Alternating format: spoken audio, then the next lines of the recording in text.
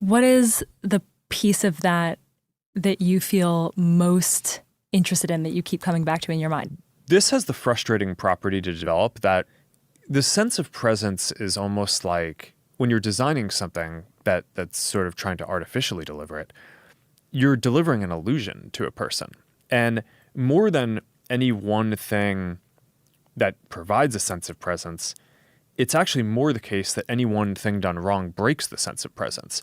You kind of know that you're interacting with technology, but it's so convincing that that you just kind of go along with it. And you're like, okay, yeah, no, this person feels like feel like they're there, right? When I did that ping pong demo, at the end of it, I dropped the ping pong paddle on the virtual table and it shattered. So that was not the best for our internal development, but like that's winning in our development, right? It's like when you feel like something is kind of so realistic that you're just convinced that that it's there.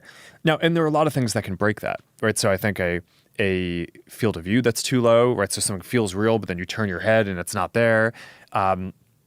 Latency, right? Physics that don't behave like realistic physics.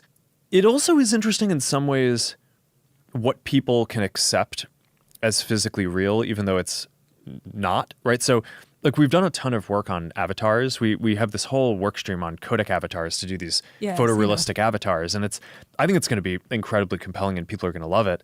But one of the things that I found interesting is the ability to mix photorealistic and expressive, kind of the cartoony avatars, with photorealistic worlds and kind of more cartoony computer game type worlds. So you can have a codec kind of photorealistic avatar of a person in what is clearly like a video game or cartoon world.